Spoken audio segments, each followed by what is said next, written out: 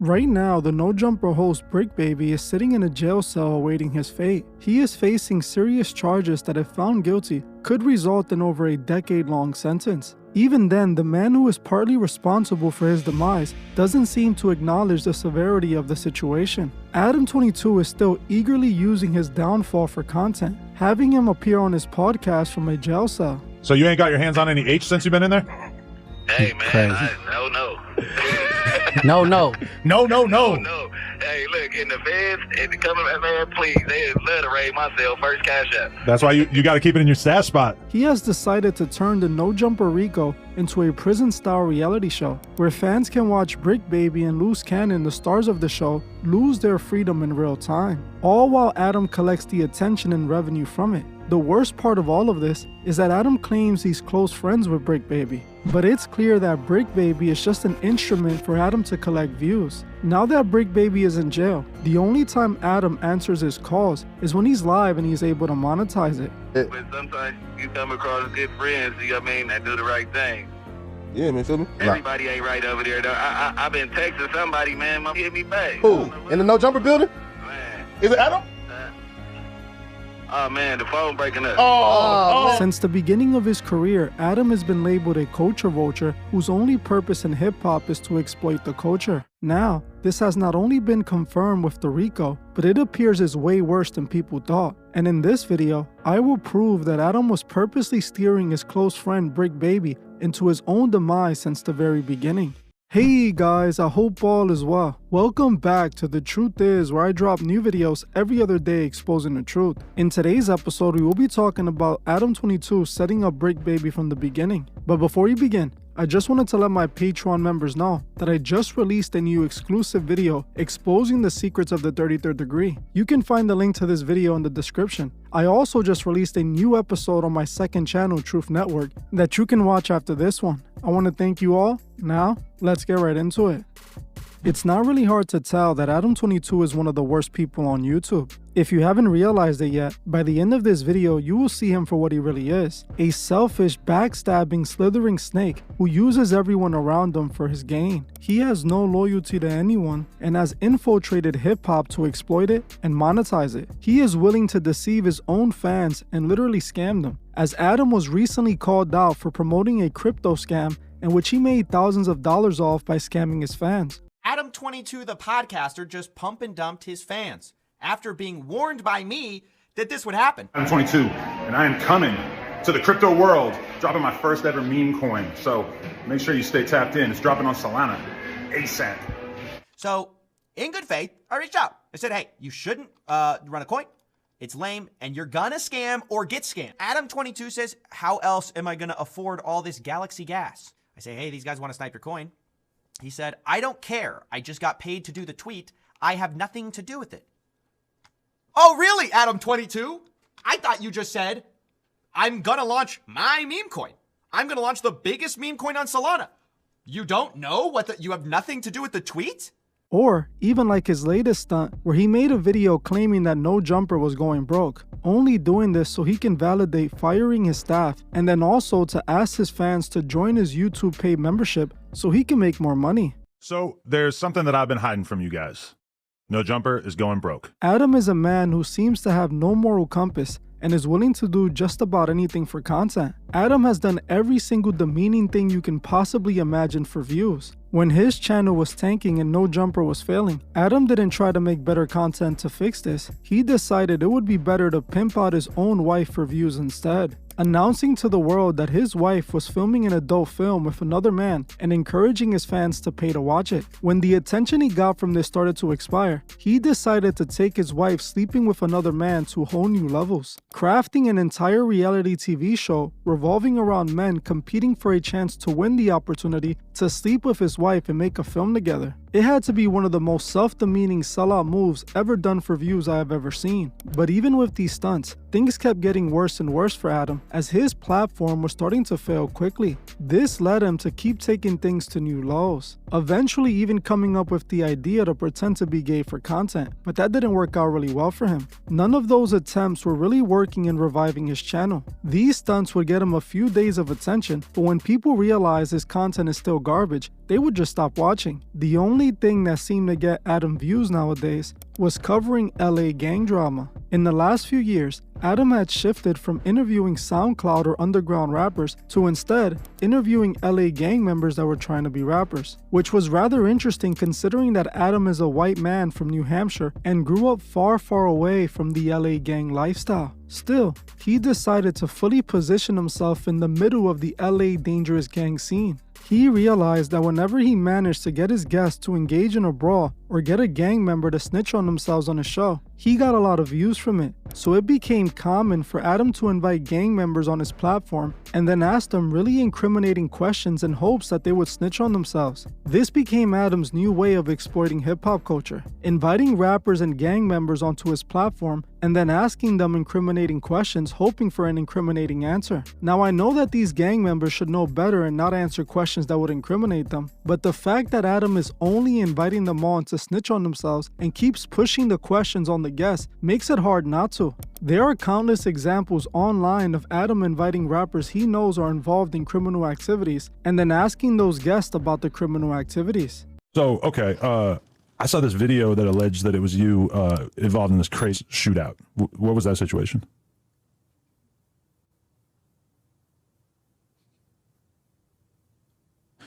Maybe it might not have been you. I'm not 100% sure. Yeah. We is killing the ops for. I don't give no fuck. We is killing their ass for. So tell them we is killing them for. That's what we doing to the ops for. When they die, look at us. Yes. But when you say we, you're not saying that you personally want to be involved in anything like this, right? We, team, whatever you want to call it. We is killing their ass. Man. What's going on, Ice Burgundy? You still hang out with him? Yeah, that's my big bro. It said you met him pimping in Texas? Yeah. Explain. You already had this explanation on our last interview. Did I? It's been a while. You sound like the police, bro. If it was back in the day, then who cares? Every question you didn't ask me have been like a detective coming to ask me. That's all shit that has been said in You other get interviews. life for pimping. Really? Yeah, that's just for future reference. Don't ever ask nobody about pimping. For real. Definitely. I did want to ask this, is you barely acknowledged it. You barely ever had anything to say about it, but there was a lot of tension, at least on records or people talking online, between you and Mo3. Now that he's passed, how do you view all that? Like, are you able to admit that he was, an important factor in the city for that period of time, or is it still just, you can't say anything? Nah, I ain't never had no tension with nobody. Right. That was it. Right. I ain't never been no tension with nobody. Look at this guy. I saw you give Vlad an answer like that at one point too. I'm serious. I don't have a problem with people. Right. Proving that the only reason he has them on the show is because of their criminal activities, not their music. We know this because he would already have questions and leading questions to try to trick the guests into telling on themselves. The cops ask me about y'all all the time. I don't tell them nothing. What? What was this? I had the Chicago PD on my line earlier asking me if I could get some information about you guys behind the scenes. Yeah. Literally structuring the interview like a police interrogation in hopes of extracting a self-snitching moment. This is truly strange because Adam is supposed to be a music journalist, not a police interrogator. While I agree that it is on the guests not to snitch on themselves, it should also be on the interviewer not to ask incriminating questions, as any morally based person wouldn't purposely try to convince someone to get themselves in trouble. If Adam is a hip-hop journalist, shouldn't more of his questions be related to the artists and their music? Instead, he's asking questions that have nothing to do with music, but about their real street criminal activities that should be kept off the internet. All you have to do is pay attention to the questions in his interviews. Most of them aren't focused on an artist's career at all. When he asks his questions about music, he's doing it in preparation to ask him questions to snitch on themselves. His question format proves he isn't interested in them as an artist or their music. He's only interested in their street drama so he can use it and exploit it, clearly indicating that Adam doesn't care about the culture at all. He never did. If you don't see anything wrong with a so-called hip-hop journalist that only invites rappers to make them snitch on themselves, then I don't know what to tell you. To me, it's clearly predatory that he uses those people's serious issues to make money. What's truly sick is that while Adam22 at the same time is promoting gang culture, he's then getting those same gang members in trouble, which he then monetizes even more. He wins in all aspects when you think about it. While it's already bad enough that Adam only invites rappers on his platform with the goal to get them to snitch on themselves, it's 100 times worse when he does the very same thing to someone he calls his friend. Adam22 has stated several times that he is close friends with his co-host Bricc Baby. He has said on his podcast that he has been friends with Bricc Baby for many years. All I can say is that, yes, I may crack a joke here and there. I'm sorry, that's just my sick sense of humor. But end of the day, that's my boy. I'm standing with him. Loose, I got love for Loose too. We're going to be documenting this whole thing, helping him along the way, whatever it is. So, yet, he has sacrificed Bricc Baby for content. There are several examples of Bricc Baby being used for content on the No Jumper channel. Many times that Bricc has snitched on himself in a fit of rage, where Adam doesn't even try to warn his friend, or even better yet, just cut out the part of the live stream where he's snitching on himself. Instead, Adam chooses to highlight all the times Bricc snitched on himself by clipping the video and posting it on his Clips channel. For example, like this infamous video where Bricc was heated because Adam22 was using his real street drama for content. Bricc gets emotional during this video and fully incriminates himself during the podcast, while the whole time Adam is sitting in the room with him. Instead of Adam being a friend like he claims he is to Bricc and trying to calm his close friend down, or even trying to stop him from incriminating himself, he instead lets him crash out, then clips the crash out and titles it, Bricc Baby crashes out mid-stream and leaves to fight someone. Clearly, this shows that Adam isn't only a bystander, but he is using these moments for clicks and views. What's truly ironic is that in this video, Bricc Baby is complaining about his street issues being used for content on No Jumper, while Adam22 is literally posting this rant for content. This is only one of the examples proving that Adam doesn't care at all about Bricc Baby. He doesn't see him as a friend like he claims, but just another person he is taking advantage of for his gain. What's truly messed up about this is that this crash out is actually listed in the RICO indictment word for word, with the indictment literally quoting Bricc Baby saying that he will put a kill squad in the streets. Another situation that clearly shows Adam using Bricc is when Bricc Baby literally walks off the show after telling Adam to drop an incriminating conversation he was having. In this video, Adam asked Bricc Baby about the Big U murder victim, claiming that Bricc was telling people that Big U did it. Bricc denies it and tells Adam to drop the conversation, but Adam instead calls Whack 100, who continues to push the narrative. When Bricc threatened to leave the live stream, Adam ignored them and continued to talk about the incriminating information, forcing Bricc to walk away furious. Bro, I'm not finna talk about, listen, I'm not talking about big, listen, Adam. I'm finna walk out the door. I'm not talking about no murder case. Wait, I just want to hear, let's hear what 600 says. I'm cool on that, cuz y'all doing some shit, get politics about a murder. I'm not talking about no open murder on no camera. All right, Brick's walking away.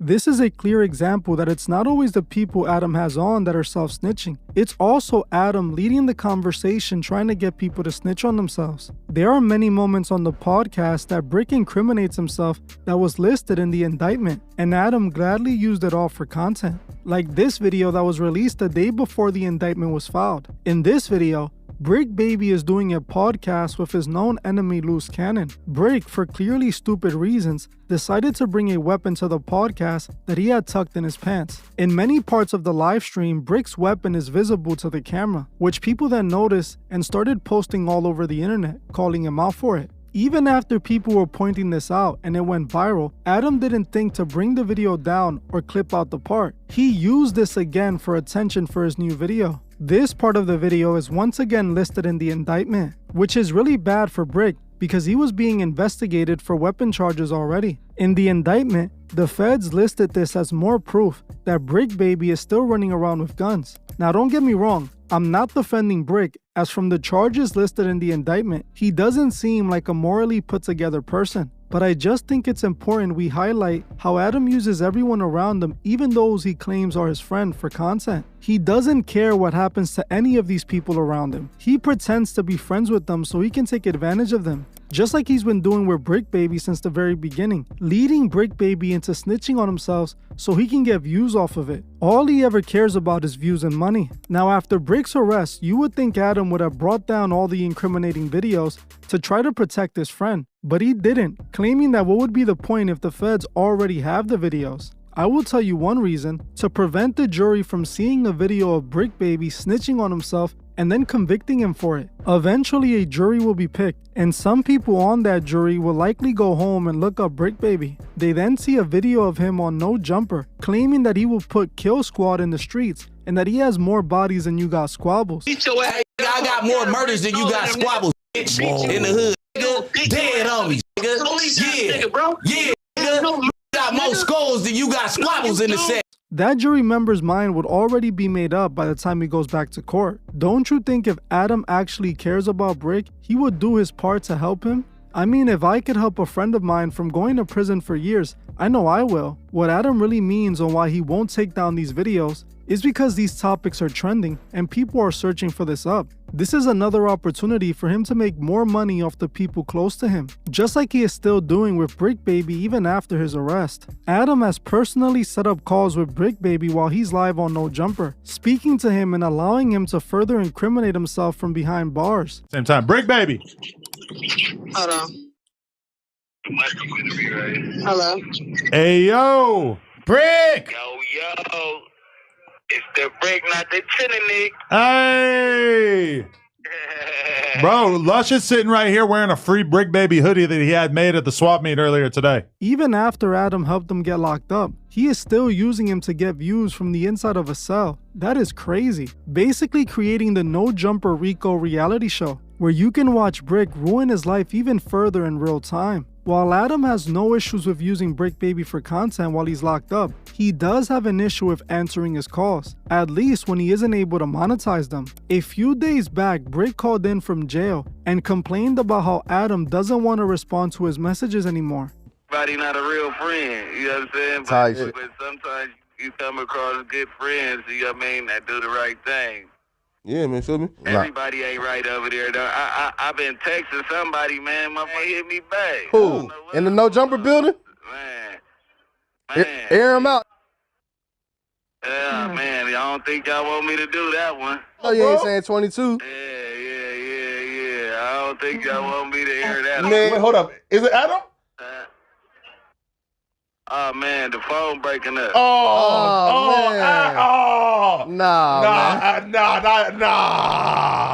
As you can see, Adam has no issues exploiting Bricc Baby's battle for freedom, but when it comes to actually helping his so-called friend, he won't even respond to his messages. Adam tried responding to this, and in typical fashion refuses to take any accountability, claiming that Bricc wasn't talking about him, even though he clearly was. Also claiming that it's not his fault that he won't answer his messages. What's up? You're not answering Brick's calls? What's the deal, man? Okay, I'm gonna be honest about that.